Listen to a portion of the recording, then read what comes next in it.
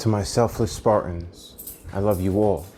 To my good people, please join us. The fifth book of Moses, called Deuteronomy, chapter 18. Laws about the rightful dues for the priests and the Levites. The priests, the Levites, and all the tribe of Levi shall have no part nor inheritance with Israel. They shall eat the offerings of the Lord made by fire and his inheritance. Therefore shall they have no inheritance among their brethren. The Lord is their inheritance, as he hath said unto them. And this shall be the priest's due from the people, from them that offer a sacrifice, whether it be ox or sheep, and they shall give unto the priest the shoulder, and the two cheeks, and the maw. The first fruit also of thy corn, of thy wine, and of thine oil. And the first fruit of the fleece of thy sheep shalt thou give him.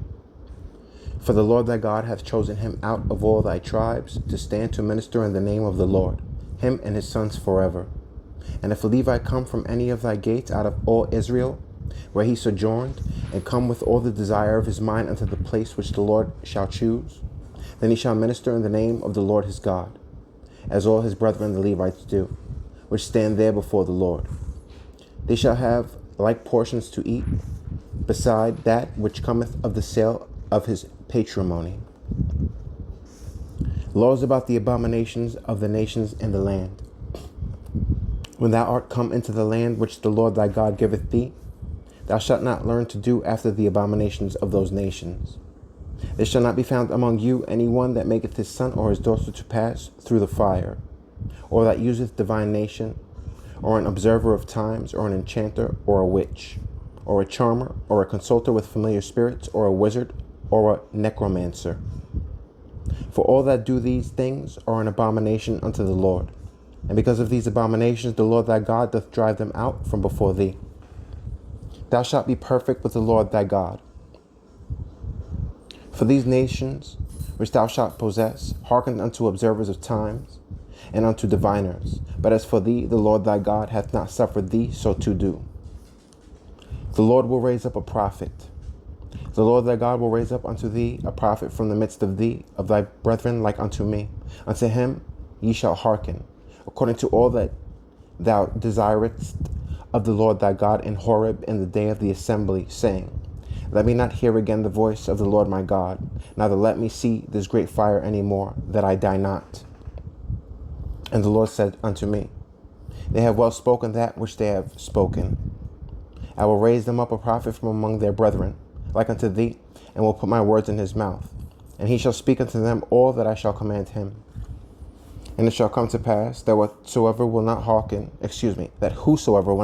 unto my words, which he shall speak in my name, I will require it of him. But the prophet which shall presume to speak a word in my name, which I have not commanded him to speak, or that shall speak in the name of other gods, even that prophet shall die. And if thou say in thine heart, How shall we know the word which the Lord hath not spoken? When a prophet speaketh in the name of the Lord, if the thing follow not, nor come to pass, that is the thing which the Lord hath not spoken, but the prophet hath spoken it presumptuously, thou shalt not be afraid of him.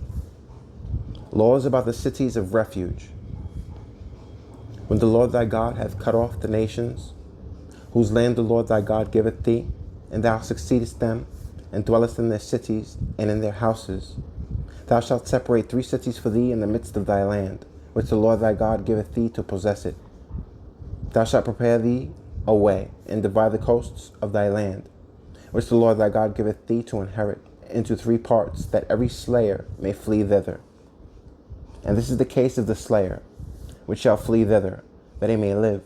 Whoso killeth his neighbor ignorantly, whom he hated not in time past. As when a man goeth into the wood with his neighbor to hew wood, and his hand fetcheth a stroke with the axe to cut down the tree, and the head slippeth from the helve, and lighteth upon his neighbor, that he die, he shall flee unto one of those cities and live.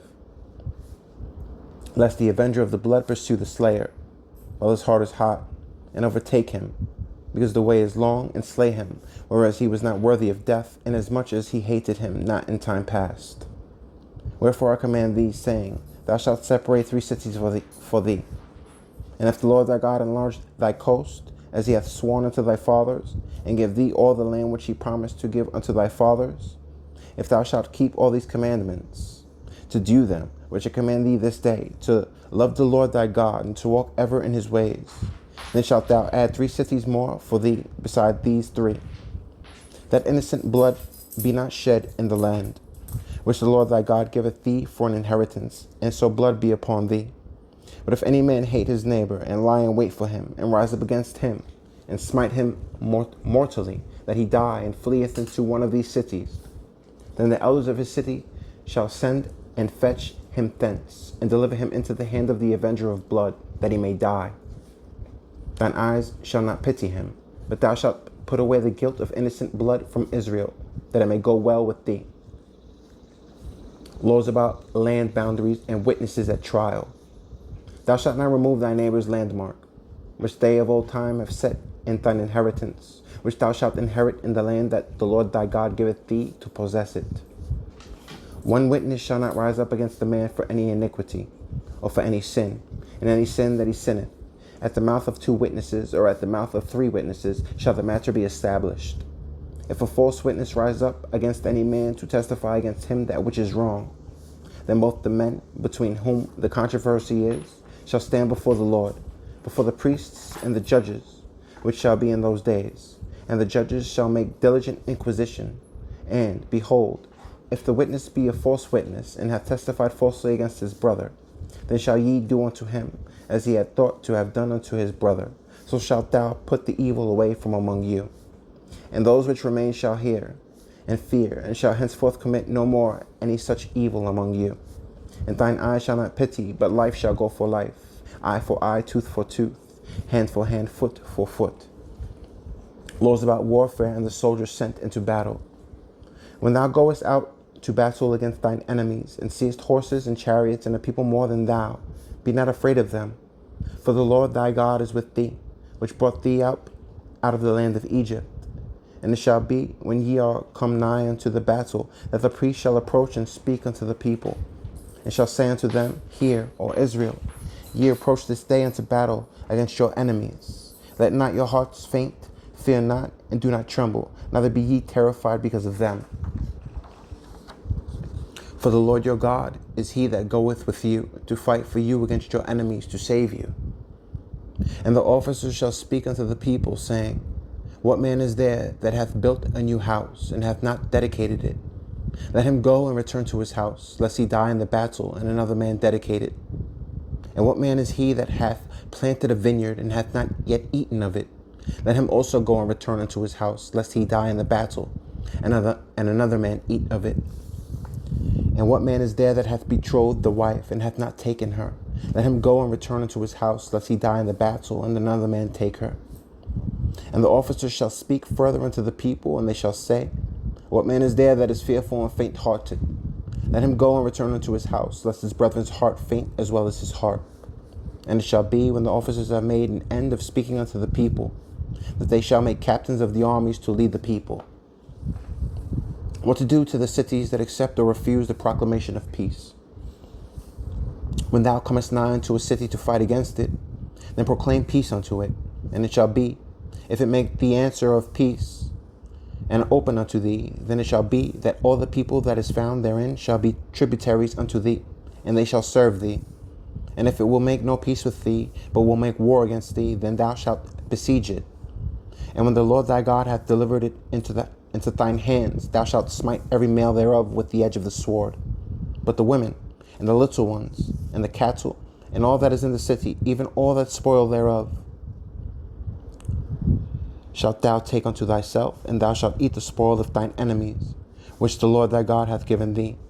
Thus shalt thou do unto all the cities which are very far off from thee, which are not of the cities of these nations, but of the cities of these people, which the Lord thy God doth give thee for an inheritance. Thou shalt save alive nothing that breatheth, but thou shalt utterly destroy them, namely the Hittites and the Amorites, the Canaanites and the Perizzites, the Hivites and the Jebusites, as the Lord thy God hath commanded thee, that they teach you not to do after all their abominations, which they have done unto their gods. So should ye sin against the Lord your God.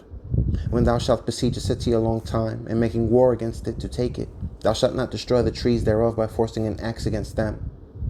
For thou mayest eat of them, and thou shalt not cut them down, for the tree of the field is man's life, to employ them in the siege. Only the tree which thou knowest that they be not trees for meat, thou shalt destroy and cut them down, and thou shalt build bulwarks against the city that maketh war with thee, until it be subdued.